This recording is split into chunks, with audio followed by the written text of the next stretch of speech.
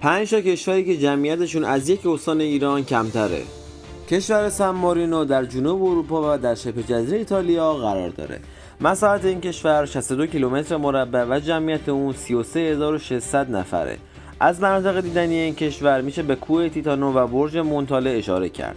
زبان رسمی این کشور ایتالیایی و دین رسمی این کشور مسیحیت هستش.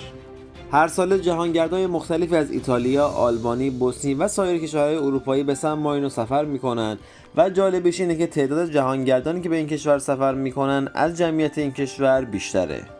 چهارمین کشور کم جمعیت جهان کشور پالاو.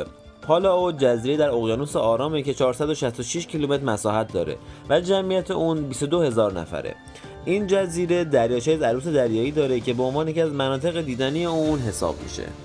زبان رسمی این کشور انگلیسی و پالاویی هستش و واحد پولی اون دلار آمریکایی. 70% از مردم این کشور از تبار پالاویی، 15% اهل فیلیپین و 5% جمعیت این کشور چینی هستند. دین اصلی این کشور مسیحیت هستش.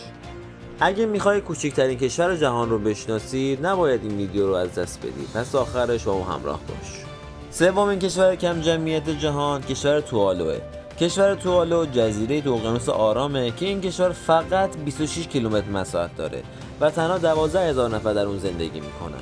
اصلی ترین نقطه گردشگری این کشور میشه به دهکده بایکو اشاره کرد.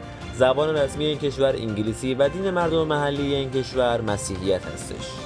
واحد پولی این کشور دلار استرالیاه و از جزایر مهم در نزدیکی جزایر هاوایی به شمار میره. منبع اصلی تغذیه مردم این کشور ماهیه و همچنین میوه و نارگیل تو این کشور کشت میشه. به جز ماهی هیچ صادرات دیگه ای ندارن و تقریبا کلیه کالاهای مصرفی رو از کشورهای خارجی میخرن.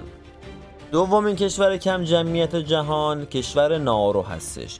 این کشور هم در اقیانوس آرام واقع شده و 21 کیلومتر فقط مساحت داره. جمعیت اون 10670 نفره و از جاهای دیدنی این کشور میشه به دریاچه موکاور و دریاچه بوادا اشاره کرد.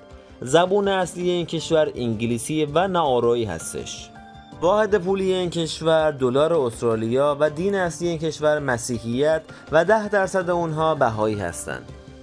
اگه میخوای کم جمعیت این کشور جهان رو بشناسی این ویدیو رو لایک کن تا بهت بگم. و اما کم جمعیت ترین کشور جهان کشور واتیکان هستش. این کشور درون شهر روم ایتالیا قرار داره و محل اقامت پاپ رهبر کاتولیک های جهان و مرکز کلیسای کاتولیک هستش.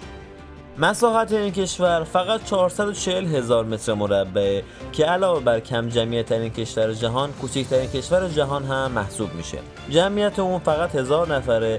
از مناطق دیدنی اون میشه به کلیسای سن پترو و میدان سن پترو اشاره کرد. زبان رسمی این کشور ایتالیایی و واحد پولی اون یورو هستش. تو بین این کشورها تو کدومشون رو میشناختی؟ اسمشو برام کامنت بذار.